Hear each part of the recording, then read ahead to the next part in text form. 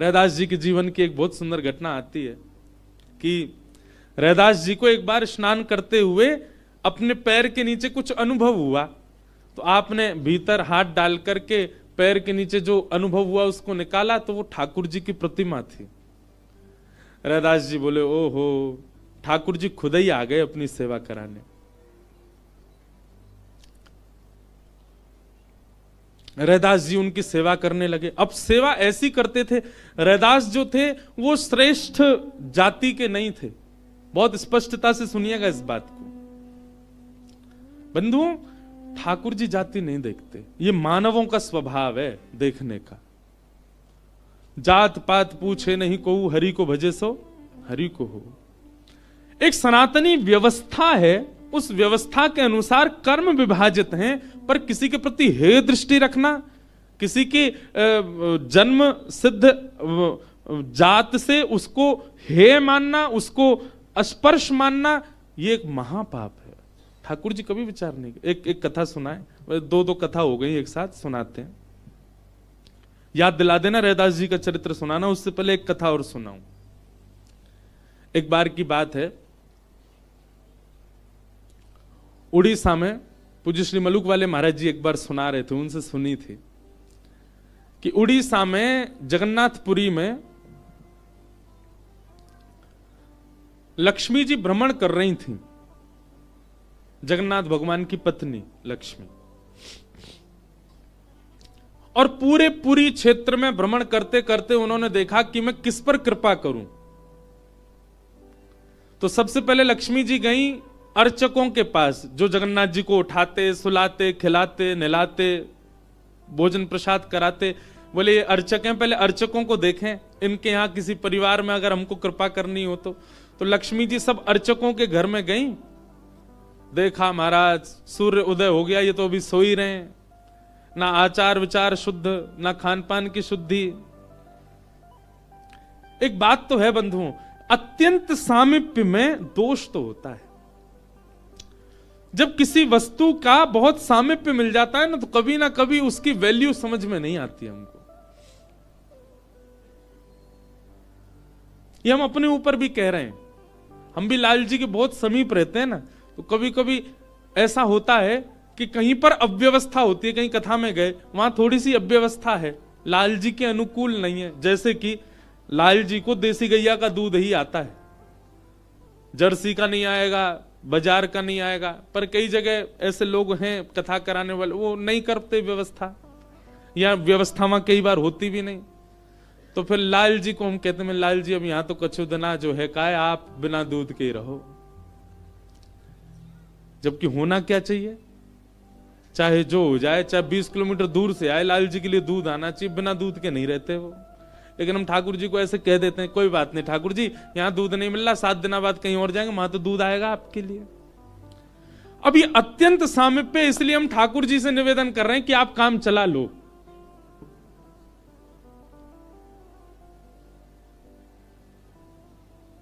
महाराज जब नया नया ब्याह होता है ना घर की लाली का, तो दामाद जी पहली बार जब घर आते हो, दामाद जी कोई डिमांड कर दें कि ये मिठाई खानी है, तो सारे जितने घर के साले होते हैं, घर के बड़े, वो 50 किलोमीटर भागते हैं, जीजा जी के लिए लेके आना है, उन्होंने मांगा है।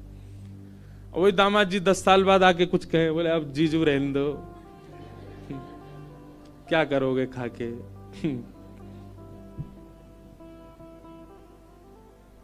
या फिर पहले ही फोन कर देते हैं, आप आएंगे, वो रास्ते में ही पड़ेगी दुकान, खुद ही लिया ना। अत्यंत सामीप्य के बाद में कहीं ना कहीं हमारा भाव जो है वो धीरे धीरे घटने लग जाता है। कभी कभी मैं आपसे भी निवेदन करूं, ठाकुर जी से भी विरह मांगो, हे नाथ कहीं मैं आपके बहुत समीप ना आ जाऊं, बहुत समीप आकर के कहीं मैं आपके प्रति मेरा भाव कम ना हो जाए। तो लक्ष्मी जी ने देखा महाराज सबरे पुजारी, अर्चक, साधक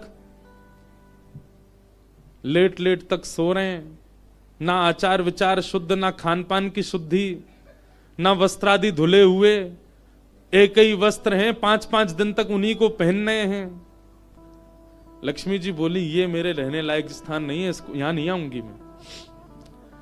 और तभी लक्ष्मी जी ने आगे जाकर के देखा कि वह परिवार जिनको झाड़ू लगाने की सेवा थी, नाली आदि साफ करने की सेवा थी, जिनको मंदिर में प्रवेश तक नहीं करने दिया जाता, उनके घर में गोबर का चौका, सब ब्रह्म मुहूर्त में उठ गए हैं, तुलसी जी को जल दे रहे हैं, घर में बिल्कुल शुद्ध भोजन बन रहा है, आचार विचार की शुद्धि, हाथ स्वच्छ हैं, पैर बच, जन्म से उनकी जाति कहीं ऊंची नहीं है, लेकिन बाकी सब कुछ उनका स्वस्थ था, बिल्कुल शुद्ध था।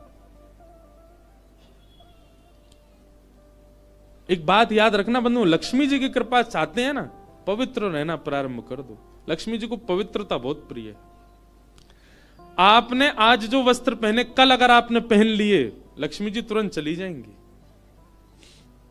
इतनी भी अपवित्रता लक्ष्मी जी को प्रिय नहीं है। लक्ष्मी जी बोली ये अच्छी है, इसके यहां मैं जाऊंगी। लक्ष्मी जी प्रत्यक्ष प्रकट हो गई उनके घर में जाकर के। अब वे तो बेचारे छोटे मोटे लोग, बेचारे ज्यादा धनवान तो थे नहीं।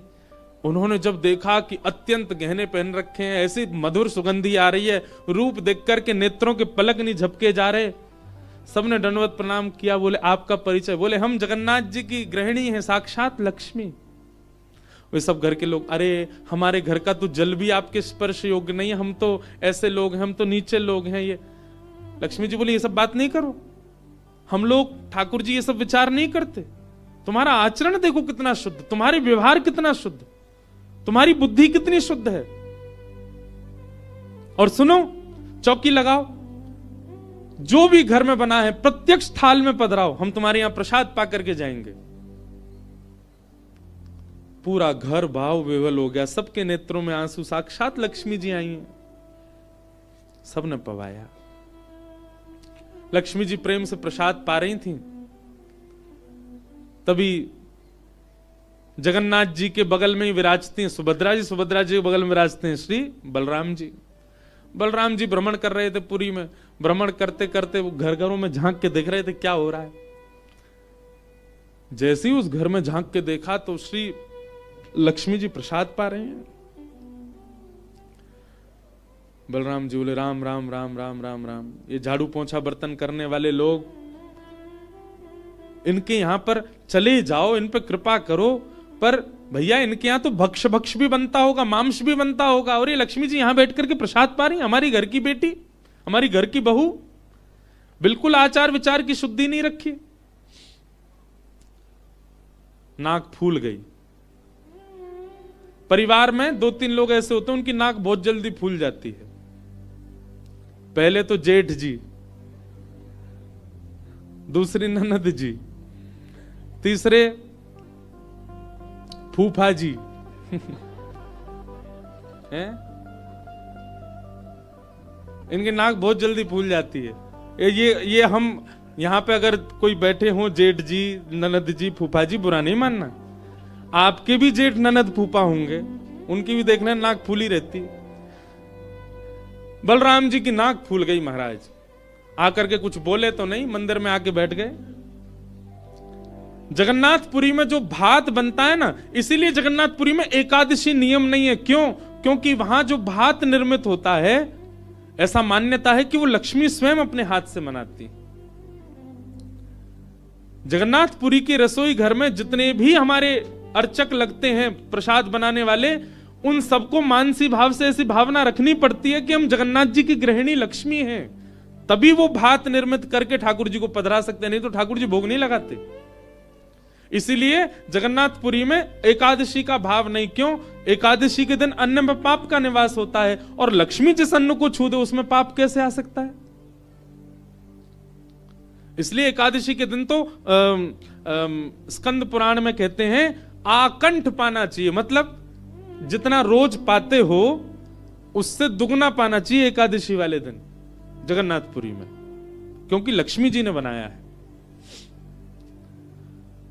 तो लक्ष्मी जी प्रसाद बनाती हैं। जैसे ही भोग रखा गया जगन्नाथ जी के आगे, बलभद्र सुभद्रा जी तुरंत हाथ पांव धो के बैठ गए। बलराम जी अपने सिंहासन से ही नहीं उठे, नाक फुला के बैठे हैं। जगन्नाथ जी बोले भैया आ जाओ, भोग आए गए, हमें नहीं पाना, तुम लोग पाओ। क्यों, क्या हो गया? अब क्या बोले, अब तो सब आचार विचार सब खत्म हो चुका है। परमात्मा होते हुए भी हमारे यहां आचार विचार नहीं चल रहा है, तो फिर इंसान क्या आचार विचार का पालन करेगा? जगन्नाथ जी बोले, भाई कोई बात पे बुरा मान गए जे तो इनसे बात करें। जगन्नाथ जी गए, भैया कहा भयो, आप इतने उदास क्यों, इतने नाराज क्यों? सब बात बताई बलराम जी ने। बोले, लक्ष्मी जी आज सुबह सुबह एक ऐसे के घर में गई और वहां जाके प्रसाद पा रही थी, बिल्कुल विचार नहीं किया, कहां शुद्धता कहां अपवित्रता। हम तो इनके हाथ का बना भोजन नहीं करेंगे। अब जगन्नाथ जी बड़ी दुविधा में पड़ गए। यदि पाऊं तो भैया नाराज बैठे, भैया कहेंगे मैं नाराज हूं, इससे को कोई फर्क नहीं पड़ा है, फिर भी पा रहा है। और नहीं पाऊं तो लक्ष्मी जी टेढ़ी टेढ़ी देख रही हैं कि मैंने बनाया, ये पा क्यों नहीं रहे। जगन्नाथ जी बोले, लक्ष्मी जी को तो मना लिया जाएगा बाद में, पर ये नहीं माने ना, ये तो शेषनाग हैं, इनको ज्यादा ही क्रोध आ गया तो जोर से सिर हिला देंगे, प्रलय और हो जाएगा। जगन्नाथ जी ने लक्ष्मी जी से कहा, देखो भैया नहीं पा रहे तो हम भी नहीं पाएंगे। लक्ष्मी जी बोले, कोई बात नहीं। एक दिन नहीं पाया, दूसरे दिन फिर लक्ष्मी जी ने बनाया, फिर नहीं पाया, तीसरे दिन फिर लक्ष्मी जी ने प्रसाद पधराया, फिर नहीं पाया। तो लक्ष्मी जी बोली, भाई कोई बात है तो हमसे बोलो सीधे, ये प्रसाद रोज छोड़ देना, ये कैसा तरीका है आपका नाराज होने का? कहीं बलराम जी बोलते हुए सुन लिए लक्ष्मी जी ने कि भाई इनके हाथ का बना हम नहीं पाएंगे। लक्ष्मी जी ने जाकर के जगन्नाथ जी से कहा, देखो संपूर्ण जगन्नाथपुरी में प्रसाद बनाने की सेवा हमारी, और आपके भैया कह रहे हैं कि हमारे हाथ का बना पाएंगे नहीं। जब हमारी सेवा लेनी नहीं तो फिर हम यहां क्यों रहें? इसलिए आप हमको आज्ञा दें, अब हम जहां हमारा सुख है हम वहां चले जाते हैं, हम चले जाते हैं श्री क्षेत्र से। जगन्नाथ प्रभु कुछ, अच्छा जगन्नाथ जी को भी लीला करनी है इसलिए वो कुछ नहीं बोले। अब कुछ नहीं बोले तो लक्ष्मी जी समझ गई, बोले मौन मतलब हां ही होता है। लक्ष्मी जी बोले, ठीक है आप लोग शयन करो, रात्रि का समय, बलभद्र सुभद्रा जगन्नाथ जी के कपाट बंद हो गए। लक्ष्मी जी बोली, अब हम जा रही हैं, और मंदिर से श्री लक्ष्मी जी चली गई। प्रातः काल ब्रह्म मुहूर्त का समय हुआ।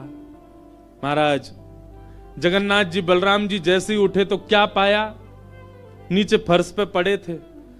कहां सोने के सिंहासन पर सोते थे, सोने के बिस्तर पर सोते थे, बढ़िया लत्ता पहन के रहते थे, गले में स्वर्ण की मालाएं, हाथ में स्वर्ण के कड़ूला, पाम में स्वर्ण के कड़ूला आदि सब पहन के सोते थे। लेकिन लक्ष्मी चली गई तो सब चला गया। सवेरे उठे तो फर्श पे पड़े थे। बलराम जी बोले, लाला जी कहाँ है वो, हमारे सिंहासन वगैरह कहां चले गए? ठाकुर जी बोले, लक्ष्मी जी चली गई ना, लक्ष्मी तो मतलब सब होता है।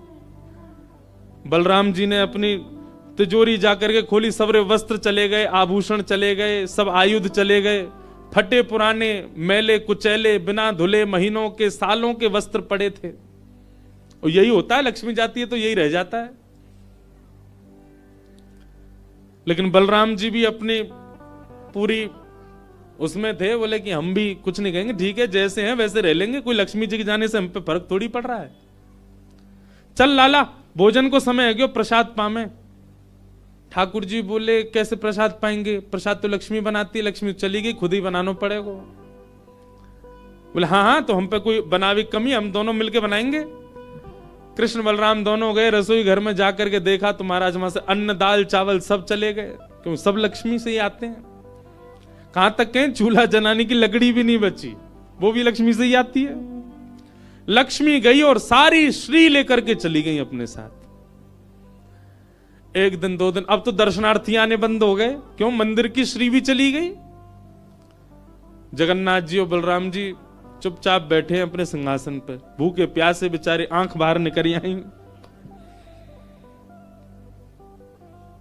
बलराम जी बोले, लाला, बोले हाँ, 2 दिन है गए लाला, भोजन ना एक कियो, और 2 दिन पहले गुस्सा में ना एक कियो, 4 दिन है गए,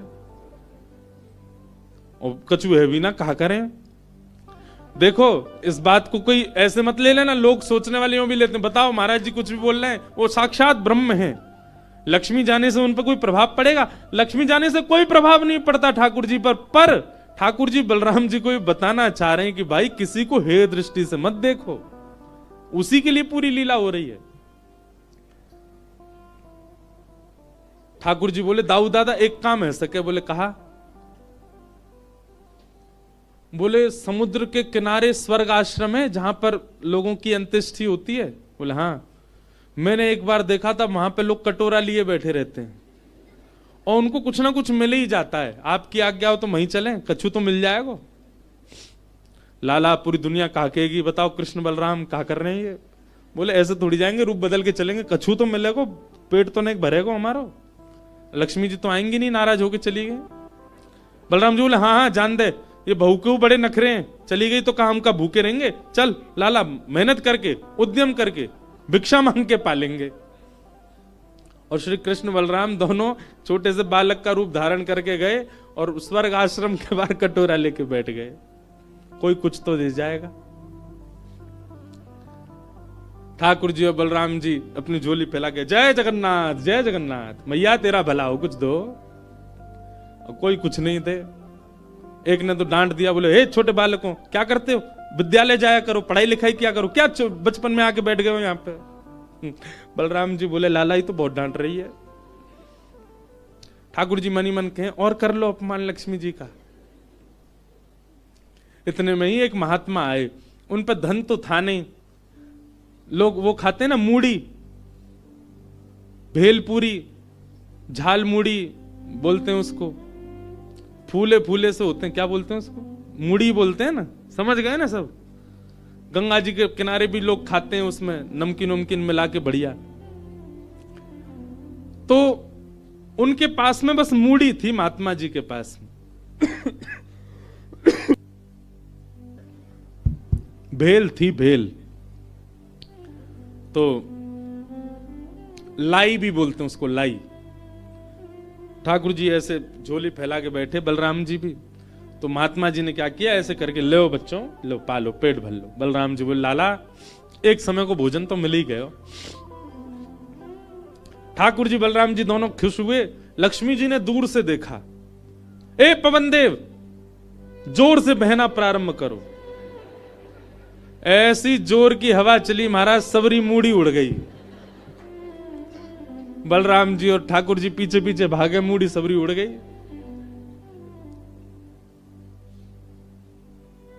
बलराम जी बोले लाला ये क्या हो गया? बोले भैया हम संकोच में कुछ कहते नहीं, आप बड़े भैया, पर हम एक बात कहें, लक्ष्मी के बिना सब हाल हो रहा है हमारा।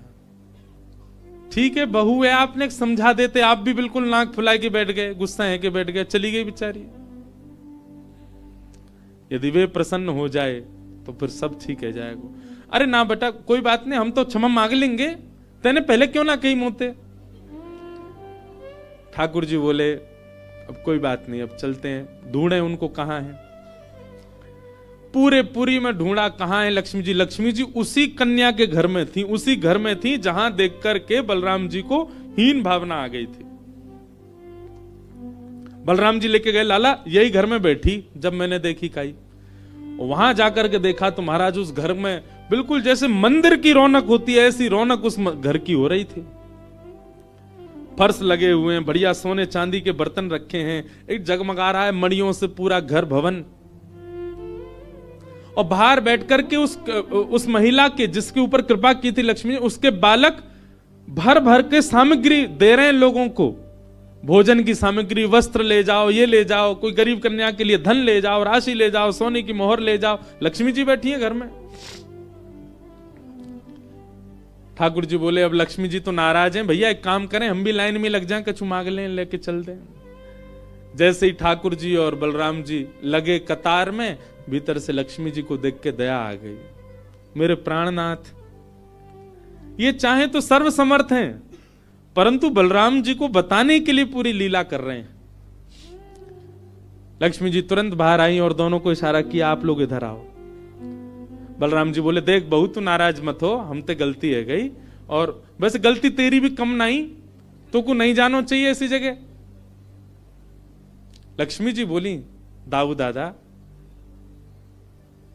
ठाकुर जी के लिए सब अलाव है, हमारे लिए इतने बंधन, वे किसी भी भक्त पर कृपा करने जा सकते हैं, वहां पर जात पात नहीं देखी जाती, वहां पर यह नहीं देखा जाता कि भजने वाला कौन है, ब्राह्मण है, क्षत्रिय, वैश्य कौन है, सब पर वो अनुग्रह कर सकते हैं। तो फिर हमारे ऊपर इतनी रोक टोक क्यों? और किसी के जन्मगत व्यवहार से उसका पूरा जीवन नहीं आंकना चाहिए, उसके स्वभाव व्यवहार से देखना चाहिए कि वो है कैसा। कहां आप कहते हैं कि ब्राह्मण सर्वश्रेष्ठ, और वो देर देर तक सो के उठ रहे हैं, उनके यहां शुद्धि नहीं, वस्त्र 4-4 दिन तक पहन रहे हैं, एक महीना एक ही धोती में निकाल रहे हैं। आप कह रहे हैं कि वो श्रेष्ठ, और ये लोग जो इतनी पवित्रता का ध्यान रखते हैं, इन पर कृपा ना हो? हमारे अनुसार तो जो अपने कर्म से शुद्ध है वो शुद्ध है।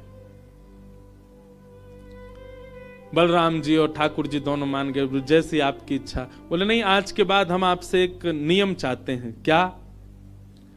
बोले श्री जगन्नाथपुरी में नियम कर दीजिए। बोले क्या? जिस महाप्रसाद को ब्राह्मण पाएगा उसी महाप्रसाद को शूद्र भी पाएगा, दोनों को समान फल मिलेगा। और यहां महाप्रसाद का ऐसा नियम रखा जाए कि अगर एक ही पत्तल में दोनों बैठ करके पालें तो दोनों को समान पुण्य प्राप्त होगा। महाप्रसाद पाते ही, अन्य तीर्थों में तो बहुत साधन करने पड़ेंगे, पर पुरी में आकर के कोई एक तिनका भी यदि महाप्रसाद का पाले तो उसको सर्व साधनों का फल प्राप्त हो जाए। और किसी भी प्रकार से यह ना देखा जाए कि कौन किस वर्ण का है, वो स्वभाव से शुद्ध होना चाहिए। हम सबको हृदय लगावें। अगर ये सब आपको मंजूर हो तो मैं राजी हूं। राजी हुए, और तब से श्री जगन्नाथपुरी में ये सब नियम नष्ट कर दिए गए। महाप्रभु जी सबके लिए सुलभ हो गए। कहां तक कहें, जब ठाकुर जी बीमार होते हैं ना, तो ठाकुर जी की सेवा ब्राह्मण नहीं करते, अन्य वर्गों की ही सेवा होती है श्री ठाकुर जी की। वे ही ठाकुर जी को अंतरंग भाव से सेवा करते हैं, उन्हीं से ही ठाकुर जी प्रसन्न होते हैं। तो व्यक्ति का व्यवहार, स्वभाव, उसकी विचारधारा वो उच्च होनी चाहिए। वो जन्म से कौन है इससे फर्क नहीं पड़ता। सनातनी परंपरा है, परंपरा का निर्वहन होना चाहिए, परंपरा का पालन होना चाहिए, परंतु हे दृष्टि के साथ ठाकुर जी नहीं रखते तो हम क्यों रखें? तो रैदास जी को ठाकुर जी प्राप्त हुए। रैदास जी उनकी सेवा करने लगे। उनकी सेवा से कुछ लोग परेशान हो गए। उन लोगों ने कहा कि भाई इसके तो बड़े भगत होने लगे, इसके यहां तो बड़ी भीड़ जाने लगी, और ये तो ब्राह्मण भी नहीं है। और जाकर के सबने शिकायत कर दी राजा से। बोले ठाकुर जी की सेवा का अधिकार केवल हम लोगों को मिलना चाहिए, रैदास से उसके ठाकुर जी छीन लिए जाएं। राजा ने रैदास जी को ठाकुर जी सहित बुलाया और कहा, एक तरफ सब ब्राह्मण बैठे और एक तरफ रैदास जी बैठे, बीच में सिंहासन पर ठाकुर जी बैठे। जिसकी उपासना आराधना से ठाकुर जी का मुख अगर मुड़ गया, जिसकी तरफ मुड़ गया, ठाकुर जी उसके रहेंगे। फिर ब्राह्मणों ने तो वैदिक उच्चारण किए, खूब सुंदर महाराज आराधना की, ठाकुर जी यथावत रहे। रैदास जी महाराज ने, राजा ने कहा, रैदास जी आप कुछ करो जिससे ठाकुर जी आपकी तरफ मुड़ गए तो ठाकुर जी आपके ही रहेंगे। फिर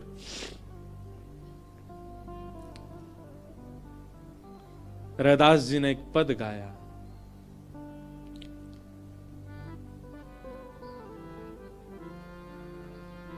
जो तुम तोड़ो राम मैं नाही तोड़ूं रे, जो तुम तोड़ो राम मैं नाही तोड़ूं रे, तो सो प्रीत तोड़ राम कौन संग जोड़ूं रे, तो सो प्रीत तोड़ राम कौन संग जोड़ूं रे, जो तुम तोड़ो राम मैं नहीं तोड़ूं रे, जो तुम तोड़ो राम मैं नहीं। रैदास जी कह रहे हैं, बोले नाथ मैंने जीवन में आपसे कुछ नहीं मांगा, पर आज आपसे मांग रहा हूं।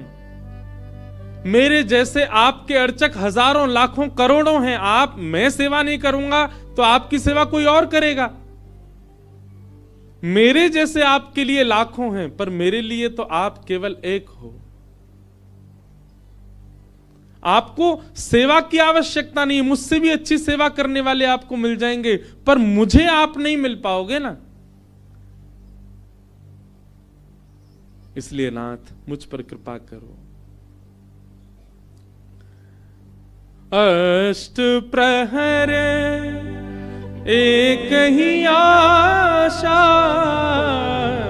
अष्ट प्रहर एक ही आशा, मन क्रम वचन कहे रैदासा, मन क्रम वचन कहे रैदासा। मेरा पूरा जीवन केवल आपकी सेवा के लिए है। मन क्रम वचन, धन मेरे पास नहीं है, पर मन क्रम वचन से मैं केवल आपका हूं राम जी। भले ही मैं श्रेष्ठ कुल में नहीं जन्मा, मैं धनवान नहीं हूं, पर मेरा सब कुछ आपके लिए। मैं श्वास भी आपके लिए लेता हूं, मैं चलता भी आपके लिए हूं, मैं जीवित भी आपके लिए, मैं भोजन भी इसलिए करता कि आपकी सेवा कर सकूं। मुझ पर कृपा अनुग्रह करो नाथ। रैदास जी ने ऐसा पद गाया, बात तो केवल इतनी थी कि ठाकुर जी मुख घुमाएं जिसकी तरफ उसके हो जाएंगे, पर रैदास जी का पद सुनकर के ठाकुर जी ने मुख नहीं घुमाया। ठाकुर जी प्रतिमा चल करके श्री रैदास जी के कंठ से आकर के लग गई, और यह दृश्य देख करके वहां विराजमान जितने विप्र थे, राजा थे, सब नतमस्तक हो गए।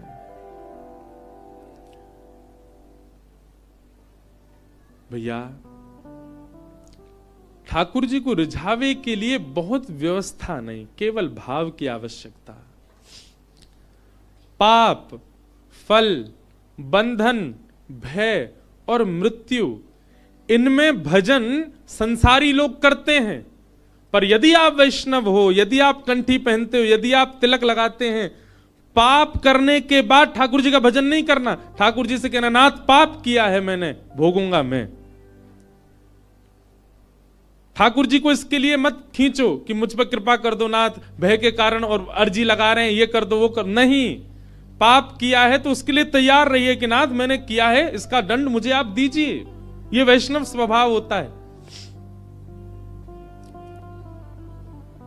फल की कामना से नहीं करना है भगवत भजन, बंधन युक्त बंधन मुक्त होने के लिए नहीं करना है, भय से नहीं करना है, मृत्यु समीप आने पर नहीं करना है। बल्कि एक बात कहूं, अन्यथा मत लीजिएगा, अगर जीवन भर भजन नहीं किया और वृद्धावस्था में मन में भाव आता है कि अब हमें भजन प्रारंभ करना चाहिए, तो बल्कि तब और नहीं करना है। तब कहना है, नाथ जब ये नेत्र श्रेष्ठ थे तब तो आपको देखा नहीं, जब ये कान सुन सकते तब तो आपकी कथा सुनी नहीं, जब आपके समीप आ सकते थे तब तो परिक्रमा लगाई नहीं, जब आपका कीर्तन कर सकते थे तब करताल बजाई नहीं। अब ये सब निष्ठुर हो चुके हैं तो अब भी नहीं करना है। अरे माधवदास जी के चरित्र में आता है, वे 21 वर्ष की आयु में जगन्नाथपुरी गए और जगन्नाथपुरी जाकर के 3 दिन तक अनशन व्रत पर रहे। कारण पूछा तो उसमें यह बताया, मैंने 21 वर्ष बिना जगन्नाथ जी के क्यों निकाल दिए, मुझे प्रारंभ से ही अपना जीवन अर्पित करना था उनको। बंधुओं, भगवान को जीवन अर्पित करने का मतलब यह नहीं होता कि आप अपनी पढ़ाई छोड़ दो, आप अपनी जॉब छोड़ दो, आप अपने कर्म छोड़ दो। व्यवहार तो आपको करना ही है, संसार में आपको कर्म तो करना ही है, पर मनस्थ में श्री ठाकुर जी सदा विराजमान रहे।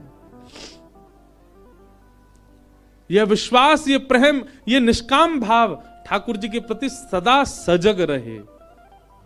उसके साथ अपने कर्म का निर्वहन करो।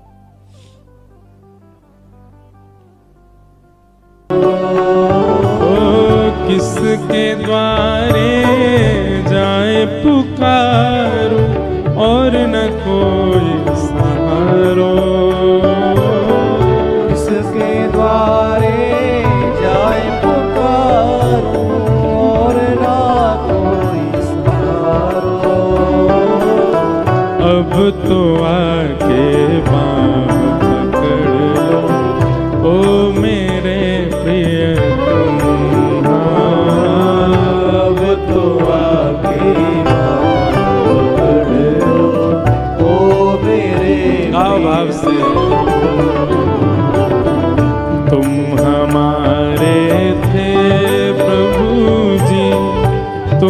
हमारे हो,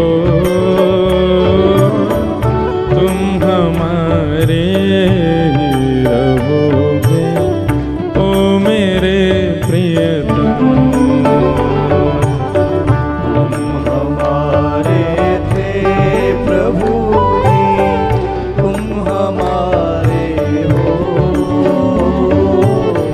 तुम हमारे ही रहोगे, ओ मेरे श्री राधा रमण लाल की करताल बजा के।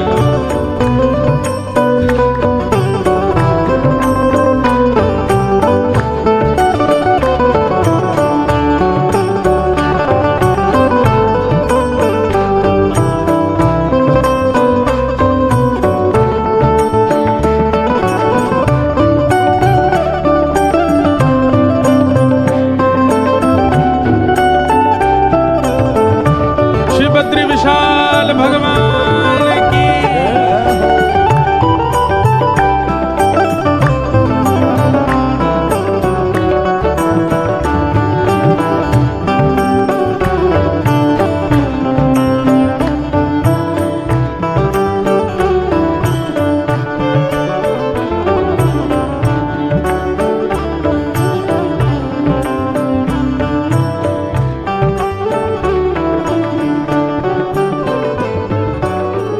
तेरे कारण सब जग छोड़ा, तुम संग नाता जोड़ा प्यारे, तुम संग नाता जोड़ा प्यारे, तुम संग नाता जोड़ा। ओ तेरे कारण सब जग छोड़ा, तुम संग नाता जोड़ा प्यारे, तुम संग नाता जोड़ा प्यारे, तुम संग नाता जोड़ा। एक बात कहें, आप लोग सुबह के सत्र में कथा, वैसे अधिकतर कथा शाम के सत्र में होती, पर अब हम प्रयास करते हैं कि सुबह के सत्र में ही हो कथा। सुबह का सत्र अच्छा होता है, थोड़ा मन बुद्धि चित्त सब बहुत शुद्ध रहते हैं। दोपहर तक ना जाने क्या क्या आ जाता है दिमाग में। हाँ, एक बात होती है कि सुबह के सत्र में कई लोगों को निद्रा देवी आ जाती है, पर हाँ यहाँ कोई नहीं सो रहा है, सब कथा सुन रहे हैं। आप सब लोग एक प्रकार से ये इस पंक्ति को सार्थक कर रहे हो, तेरे कारण सब जग छोड़ा। कितने लोग अपनी बेचारी निद्रा छोड़ के आए हैं। नहीं, आप लोग सत्य माने, यहाँ कई लोग बहुत दूर दूर से आ रहे हैं कथा सुनने। ये बच्चे कई स्कूलों के, कॉलेजों के, कई अपने काम वाले, आज संडे है इसलिए भी आए। कोई देहरादून से आ रहा है, कोई देवप्रयाग से आ रहा है। मुझे पता चला बहुत दूर दूर से लोग आ रहे हैं। कल एक व्यक्ति तो 200 किलोमीटर कहीं पहाड़ में से आया था। बोला महाराज जी 3 बजे चला मैं रात में, तब 10 बजे यहाँ पहुंचा कथा। और फिर उसके बाद बस 2 मिनट हमसे मिलके फिर बोला अब मैं जा रहा हूं, अब रात को पहुंचूंगा।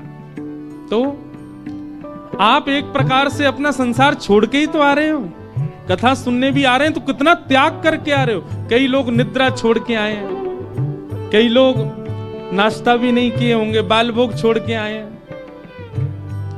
कई लोग गाड़ी नहीं होगी तो बाइक से आए हैं, स्कूटर से आए हैं, जैसे मैं भी बाइक से ही आता हूं। रास्ता में खूब सर्दी जाड़ा लगता होगा, कितनी जैकेट पहन लो, हवा तो जाती है भीतर। तो कहीं ना कहीं अव्यवस्था में रह के आप एक प्रकार से संसार छोड़ के ही आए हो कथा में। तो ये बात आप कह सकते हो नाथ, हाँ तेरे कारण सब जग छोड़ा, तुम संग नाता जोड़ा प्यारे, तुम संग नाता जोड़ा प्यारे, तुम संग नाता जोड़ा। चाहिए क्या हमें? एक बार प्रभु हंस के कह दो, तू मेरा मैं तेरा प्यारे, तू मेरा मैं तेरा प्यारे, तू मेरा मैं तेरा। ओ एक बार प्रभु हंस के कह दो, तू मेरा मैं तेरा प्यारे, तू मेरा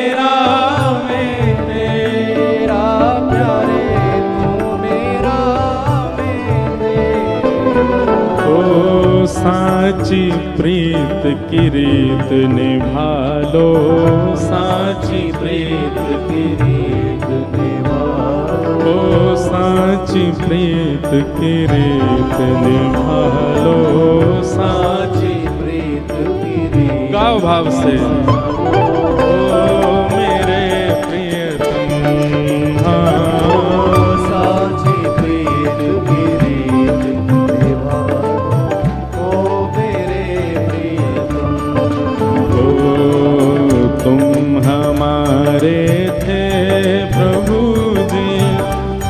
हमारे हो, तुम हमारे ही रहोगे, ओ मेरे प्रियतम।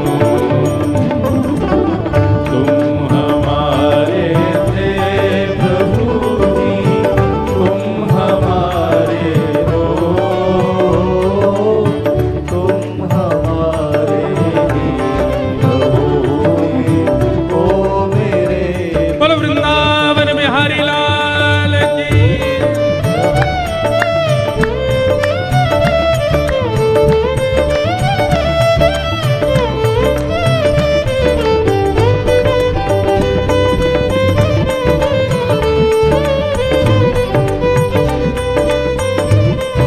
एक बात सुनो, ताली बजाने में जो आप कंजूसी कर रहे हो ना, इसका भुगतान अगले जन्म में करना पड़ सकता है आपको। एक कथा हमने सुनी थी, एक व्यक्ति बिना हाथ के हुआ, जन्म से ही हाथ नहीं थे उसके। उसने एक भविष्य कथन करने वाले से पूछा, एक बात बताओ, मैंने ऐसा पूर्व जन्म में क्या किया कि जन्म से ही हाथ नहीं है? तो उसने कहा, आप विश्वास नहीं करोगे। बोले क्या? पूर्व जन्म में आपने कहीं कथा सुनी, वहां कीर्तन में ताली नहीं बजाई थी। तो इसलिए भैया थोड़ी गर्मी ही आएगी भीतर से, करताल बजाओगे तो। और जब काम सारे एक ही हाथ से होते, अब सुनो पहले, जब काम सारे एक ही हाथ से होते हैं, ठाकुर जी ने दो क्यों दिए? सारे काम एक ही हाथ से करते हैं हम। कई बार गाड़ी चलाने वाले भी एक हाथ से चला लेते हैं, बाइक वाले भी एक हाथ से चला लेते हैं। दूसरा हाथ क्यों दिया ठाकुर जी ने? इसका कोई काम नहीं, इसीलिए दिया ताकि जब कीर्तन हो तो उन्माद नाद करें, करताल बजाते हुए गाएं। श्री राधा वल्लभ लाल की।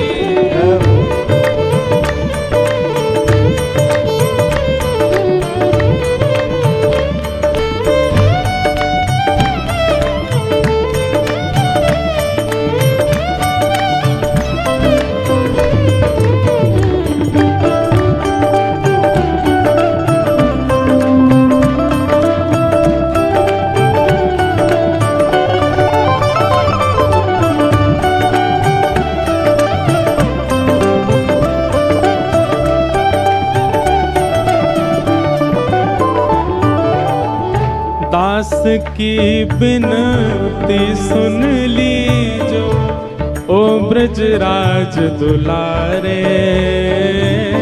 दास की बिनती सुन लीजो, ओ ब्रजराज दुलारे। दास की बिनती सुन लीजो, ओ ब्रजराज दुलारे।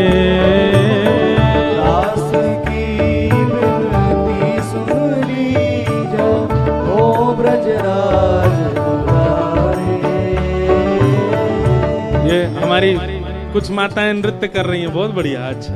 इनको पैरों की भी चिंता हो गई अगले जन्म में। कहीं ऐसा नहीं हो कि पैर उलिया में नाचो। अच्छा है भाव।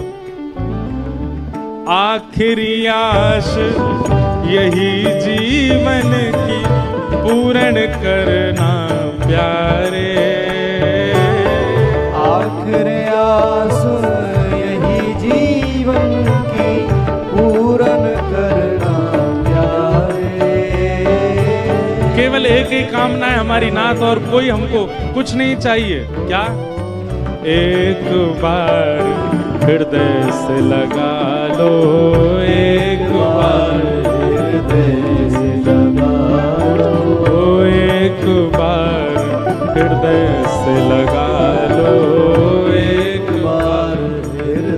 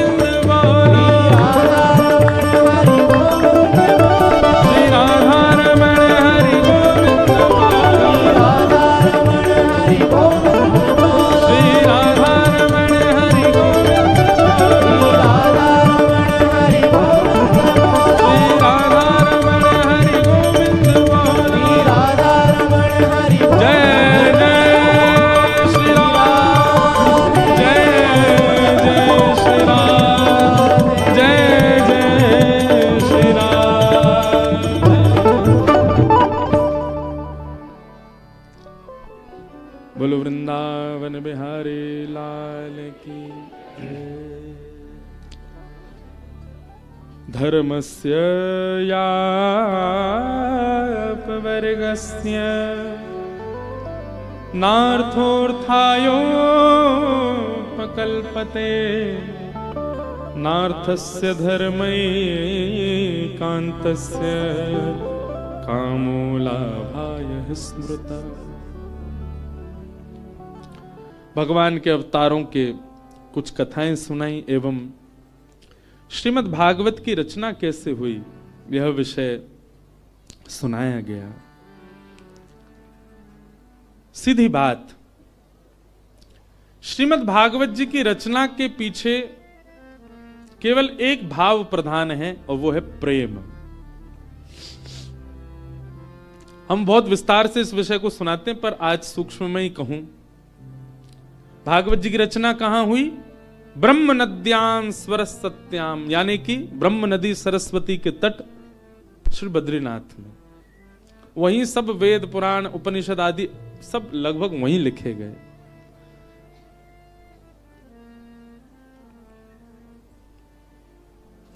भागवत जी की रचना से पहले वेद व्यास जी बहुत कुछ लिख चुके हैं, पर उनके मन को शांति नहीं थी। अपनी रचना से उनको संतुष्टि नहीं थी। तब नारद जी महाराज ने आकर के कहा, बोले व्यास जी, आपने जो कुछ भी लिखा है ना, उन सब में धर्म अर्थ काम मोक्ष प्रदान है। आपने पंचम पुरुषार्थ का जिक्र नहीं किया कहीं भी। वेदव्यास जी महाराज बोले मतलब?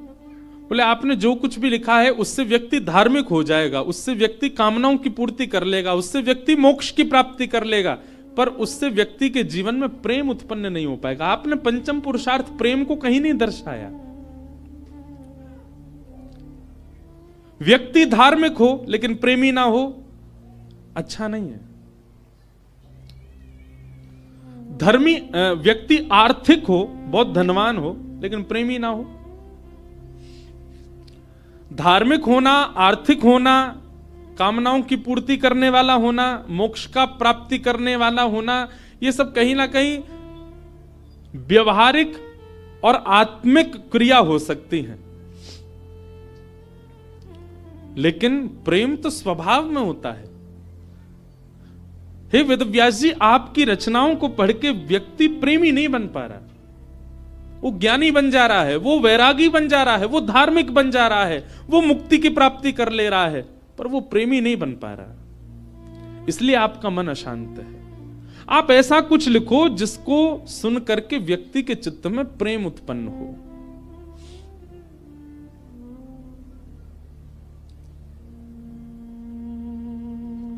सूरदास जी पहले से ज्ञानी थे, पर श्रीमद् वल्लभाचार्य जी के अनुग्रह में आने के बाद में सूरदास जी प्रेमी हो गए।